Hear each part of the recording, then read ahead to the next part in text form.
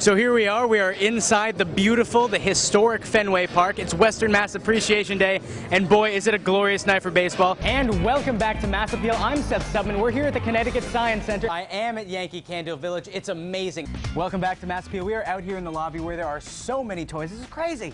And we're back here at the Big E. We're at Farmerama, and we are in a pig pen right now. Check this out. It's a little bit rainy, but we are not letting that stop us. We are on North Elm Street here in Westfield. Welcome back to Mass Appeal. We are live at 94.7 WMAS's Radiothon for Bay State Children's Hospital. And here we are live at the Village Commons in South Hadley. It's a little chilly today, but we're not letting that stop us. Some people don't think they're artistic, but everyone's artistic. And when you have a group of women or men who really push each other and are there for each other, it kind of makes it easier to be artistic and to express yourself. Yes. You've done such a good job. Earlier we were talking shop. Well, that's debatable, I guess. I would like to think you've done a good job. I could do this job for the rest of my life. I'm having a blast, and I'm also petrified. This side is New England. This side is Baltimore. Whoever eats the cricket first will be the winner.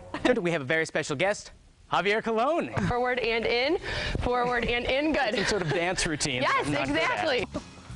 Moo cow. Okay. Once you leave the college atmosphere, it's hard for adults to meet other people, so that you can foster a group like this is phenomenal. We're about to go underwater. If I make it without falling. You have to keep your spirit up because it's very trying times, not only for the patient itself, but the caregiver. And I know you've had some experience with this. What advice would you give to people?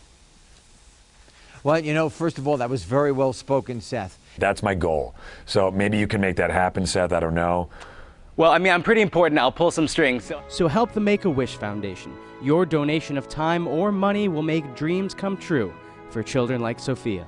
I met up with the Koulas family at their Southwick home and was immediately taken by this group of people that didn't let a disease get them down.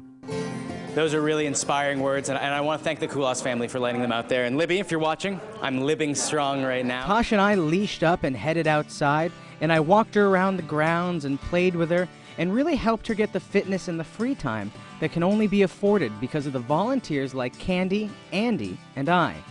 So it's one thing to write a check and to give money to an organization, but when you really take the time out of your day to help someone, it makes a huge difference in your life and theirs. Because when I was a kid, I had tons of chia pets, but they all died. You gotta water them. The watering. And that's what you have to do to the seeds to eat them too, right? Well, today we're here at Lorraine's Soup Kitchen in Chicopee to show you why it's so important to give your time and money to great causes. This soup kitchen in Chicopee serves hundreds of visitors every week and really helps to fight poverty in the valley.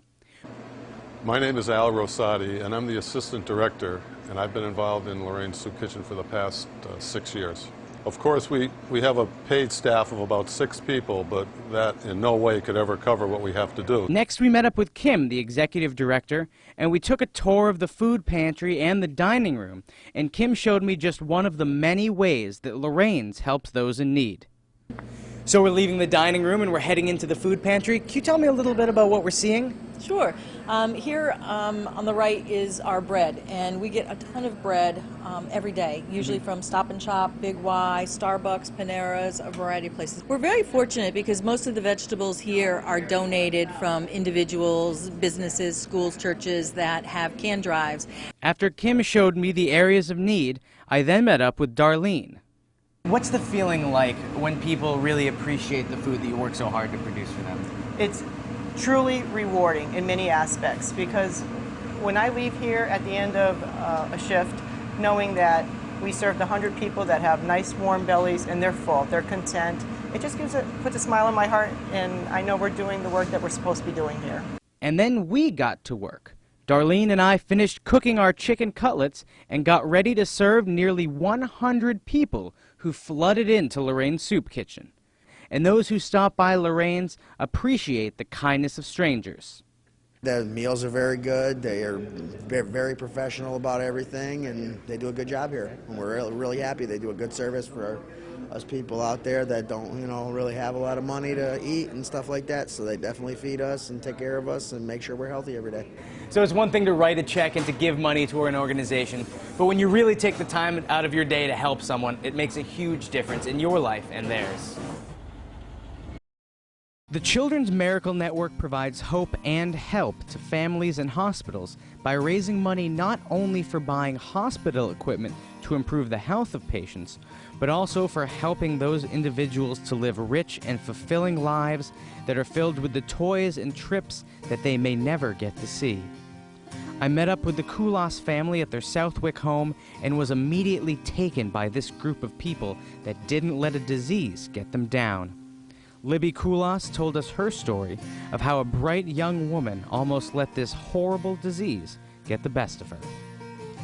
I started to get headaches around Thanksgiving in 2010, and I had an MRI done, and they found a brain tumor.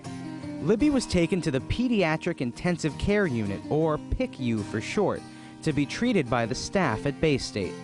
Libby's mother, like any loving mother, was terrified when she first heard the news of her daughter's diagnosis. It's surreal. When you find out, it's almost like that door slams and you grab it to open it and you can't open it.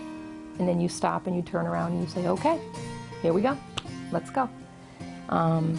It was heartbreaking, heart-wrenching, but keeping optimistic. And we said, okay, if this is what we have, this is what we have to do, let's do it. She went on to tell us about the staff at Bay State and all of the resources that not only helped Libby fight cancer, but that helped the Koulas family feel prepared and comfortable. We never had to worry about anything. You know, you're given the news that your child has cancer and you're like, help me. And they do. And it's just, and they don't just help her, they help the family. Not a day went by, they didn't ask about Allison. You know, how's Allison doing in school? Is she doing okay? Does she need to come up more? How I was doing, how Jim was doing. Do you need a coffee? Would you like us to run down and get you lunch while you're sitting here with her while she's, you know, going through her sickness? And yeah, wonderful. I mean, they showed such compassion and so much caring just for the whole family. Libby's father, Jim, usually keeps his cool as a firefighter, but like any good father, was shaken to his core by his daughter's diagnosis. But he did find solace in the staff at Bay State. It's been a whirlwind. It just seemed like our life was just turned upside down, and but you know, through everything and Libby's strength, I can't, you know, she's been the toughest one of all of us. To find out your 12-year-old daughter has a brain tumor, it was really, really difficult. And but then again, the doctors, the nurses in the PICU and everything, they just make you feel better, and they just make you feel like normal. Like, you know, you're not the only person going through this. Cancer can shake a whole family, but for a teen, finding out your sister has cancer is incredibly devastating. But the bond has never been stronger than it is now between the Koulas sisters. I remember the day that I found out about it. They didn't really word it as in she has cancer. They were just kind of like, well, she's got a cancerous tumor. We're gonna do our best to try to get rid of it. And they worded it really well at the hospital, so it helped me out a lot. One thing that we always do is paint each other's nails. And whenever she'd be in the hospital and she'd be, you know, not feeling very well or anything, I would always come into the hospital to visit her when she was going through chemo. And I'd bring my whole bucket of nail polish, and I have like every single color ever. And we'd always do each other's nails, so that was something fun for us to do.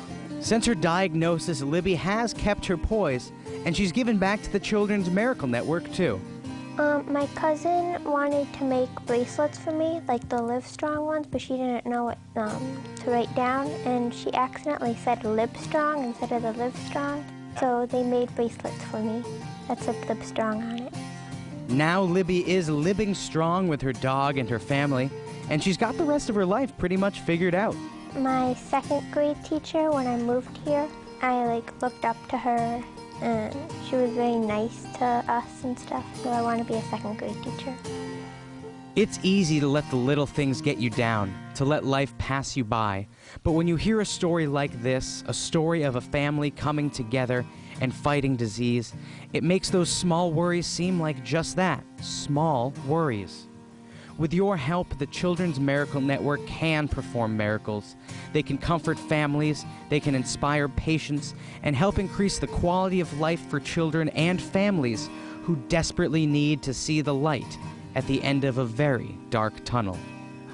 My biggest dream for me and biggest thought right now is when I come to pick up Libby and Allison on a Friday is to have Libby come running to the door and greet me that way rather than, you know, in the chair and everything else, and just her feeling better going from here on forward. And that's my biggest dream right now.